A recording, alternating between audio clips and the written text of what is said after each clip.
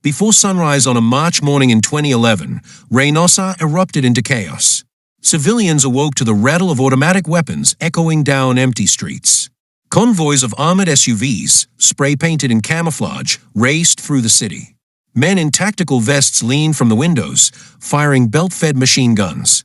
On intercepted radio channels, a chilling reality emerged. This wasn't a battle between cartel and state. It was Los Zetas versus everyone: the Gulf Cartel, the Sinaloa Cartel, the Mexican army, and even local police. The firefights would rage for hours, shutting down entire neighborhoods, cutting power, and forcing thousands to hide indoors. By dusk, dozens were dead, and the war for Tamaulipas had left yet another scar on Mexico's borderlands. To understand why Los Zetas ended up fighting the entire underworld and the state, we move directly into the years when their aggression sparked a conflict on all fronts. By 2010, Los Zetas had already split from the Gulf Cartel and seized vast stretches of territory across northern and eastern Mexico. Their control was enforced with roadblocks, surveillance, and fear. When the break turned violent, the Gulf Cartel didn't fight alone. They called for reinforcements from the Sinaloa Cartel, led by Joaquin El Chapo Guzman and other groups hostile to the Zetas. This formed a rare and fragile alliance of convenience.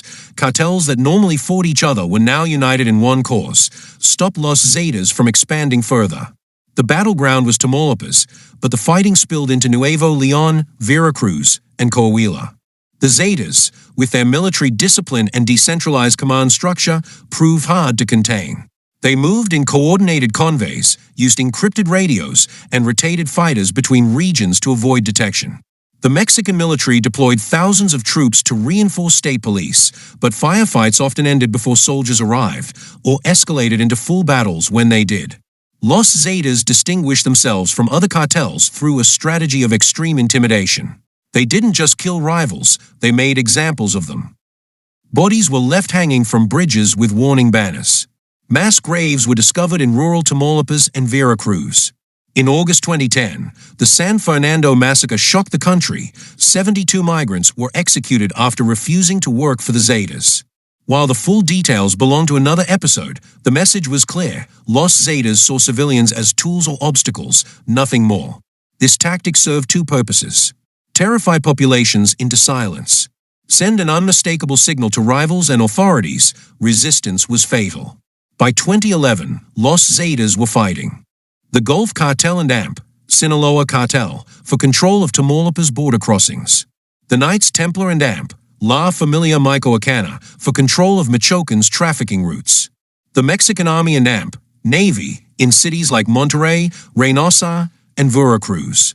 In Monterrey, a financial and industrial hub, gun battles broke out on major highways in broad daylight. Grenade attacks targeted nightclubs and police stations. In Veracruz, Zetas convoys paraded openly through streets to demonstrate dominance. These were not quick drive-by shootings, they were hours-long firefights with military-grade weapons, sometimes leaving entire city blocks riddled with bullet holes. The Mexican government, under President Felipe Calderón, intensified its military operations. Navy commandos carried out targeted raids on suspected Zetas' safe houses. Army units patrolled highways and set up checkpoints. But Los Zetas adapted faster than expected.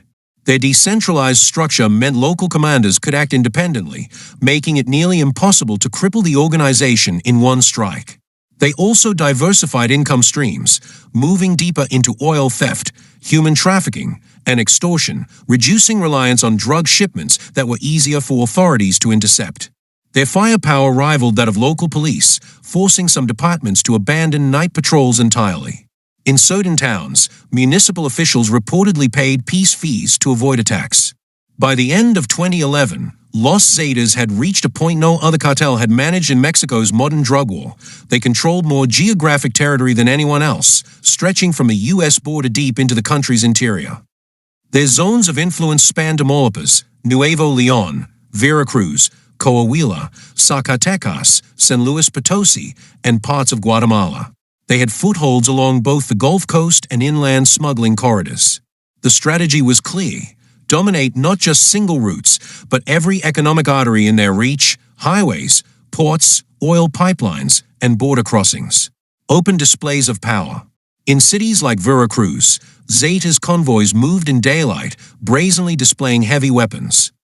In Monterrey, Mexico's industrial capital, they carried out grenade attacks on casinos, police headquarters, and nightclubs, both to target enemies and to send a message that no public place was beyond their reach. They taxed everything that moved, not only drug shipments, but migrants, local businesses, and even fuel trucks. This diversified income insulated them from drug seizures, making it harder for authorities to weaken them financially. Too many fronts. But by this same period, their hypoaggression had multiplied their enemies. The Gulf Cartel, once their employer, waged a bloody turf war with them in Tamaulipas. The Sinaloa Cartel saw the Zetas as a threat to their northern smuggling network and sent fighters to back the Gulf. In Michoacan, the Knights Templar and La Familia Michoacana clashed with them over inland corridors. The Mexican government, under President Felipe Calderón, made dismantling the Zetas a priority. The Navy Special Forces, Marina, led high-value raids, while the Army maintained a constant presence in Zetas territory. For the first time, the cartel was being hit simultaneously by rival cartels and the state on multiple fronts. The Lascano era ends. Despite the pressure, much of the organization's cohesion came from one man, Heriberto Lascano, known as El Lasca or Z3. A former soldier, Lascano ran the Zetas with a mix of military discipline and calculated brutality. He was not only feared but respected within the ranks for his ability to balance business with enforcement. That changed in October 2012, when Navy commandos tracked him down in Progreso, Coahuila. A gunfight erupted, and Lascano was killed. In a twist almost too strange for fiction, his body was later stolen from a funeral home, an event that fueled speculation and conspiracy theories about whether he was truly dead. The Trevino Morales takeover.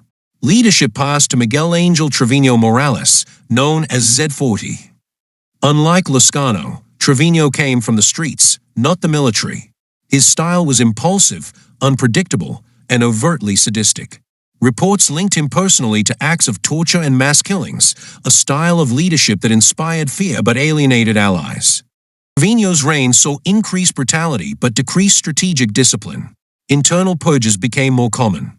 Local commanders began operating like independent warlords, undermining the centralized control Lascano had maintained. The fall begins.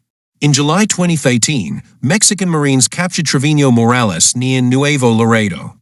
The arrest left the cartel leaderless at the top and fractured at the base. Without a unifying command, splinter groups began to emerge, some loyal to the old Zetas brand, others forming entirely new identities, like the Cartel del Noreste.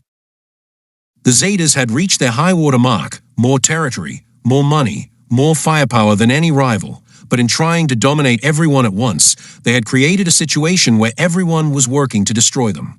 Their decline had begun, but the violence they unleashed would echo for years.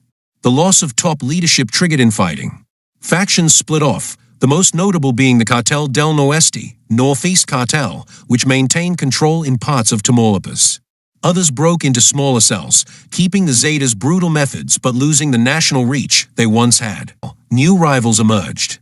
The Jalisco New Generation Cartel, CJNG, began its rise, capitalizing on the Zetas' weakened state to seize territory. Though diminished, the Zetas' name still carried weight in the underworld, a synonym for unrestrained violence and military precision. Today, some of the cities once under Zetas' control appear calm. Streets are repaired, businesses reopen, and daily life resumes. But beneath the surface, the structures the Zetas built, their recruitment networks, smuggling routes, and intimidation tactics, still shape the criminal landscape. The war they fought against everyone redrew Mexico's criminal map. It proved that a cartel could challenge not just one rival, but the entire system, and for a time, nearly win. Los Zetas may be a shadow of their former selves, but their war left scars that no treaty, no arrest, and no passage of time has yet erased.